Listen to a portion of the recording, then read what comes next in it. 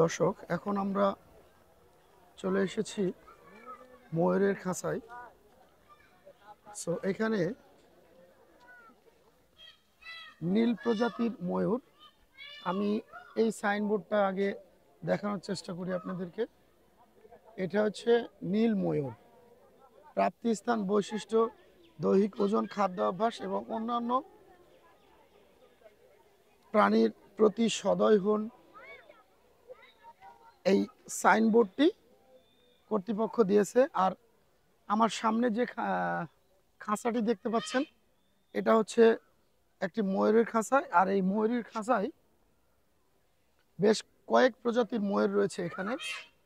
আর আপনারা শুনতেই পারতেছেন ময়ূরের ডাক। আসলে আমরা ছোটবেলায় পড়েছি ময়ূরের ডাক হচ্ছে কে কা। সো কে কা ময়ূরের ডাকটা আসলে আমরা বইয়েতেই পড়েছি, কিন্তু এখন আমরা বাস্তবে ময়ূর দেখব, ময়ূর কত সুন্দর হয় এবং কত সুন্দর প্রজাতির হয়।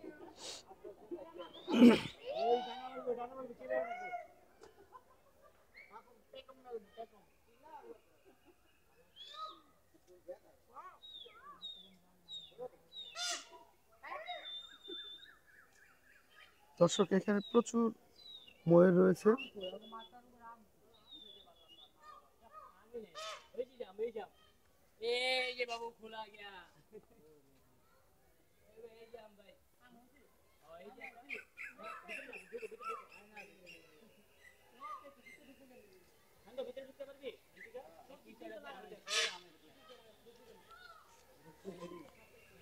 শুধুমাত্র খাঁচার যে নেট রয়েছে, এই নেটের ঘনত্বের কারণে আমরা সাধারণত এই ময়ূরগুলোকে সুন্দরভাবে দেখাতে পারতেছি না।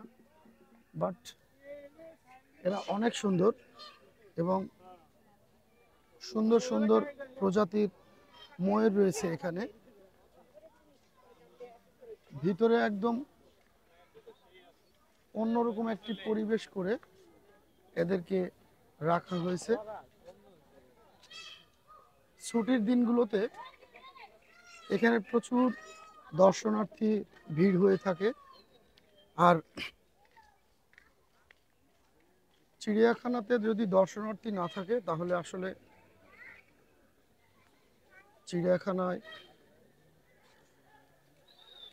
এখানে আরো কয়েকটি ময়ূর রয়েছে।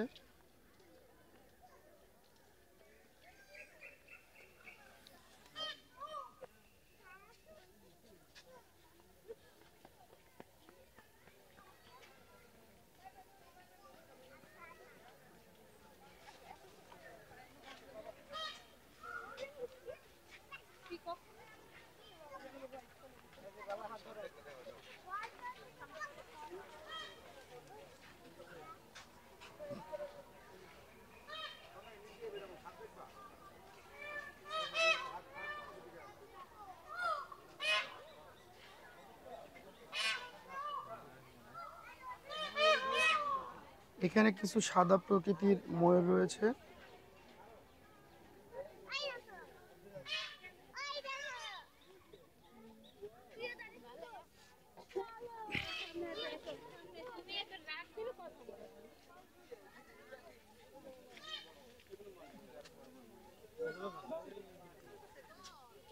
দর্শক, ময়ূরের খাঁচাতে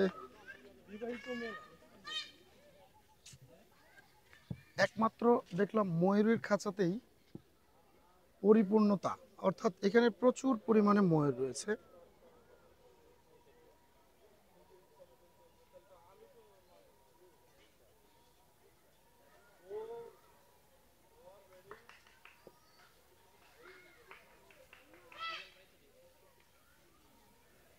চেষ্টা করেছি আপনাদের মাঝে তুলে ধরার জন্য। সো গাইস, আপনাদের ময়ূরের খাঁচার ভিডিও আপনাদের কেমন লেগেছে অবশ্যই কমেন্ট করে জানাবেন এবং পরবর্তী ভিডিওর জন্য অপেক্ষা করতে থাকেন।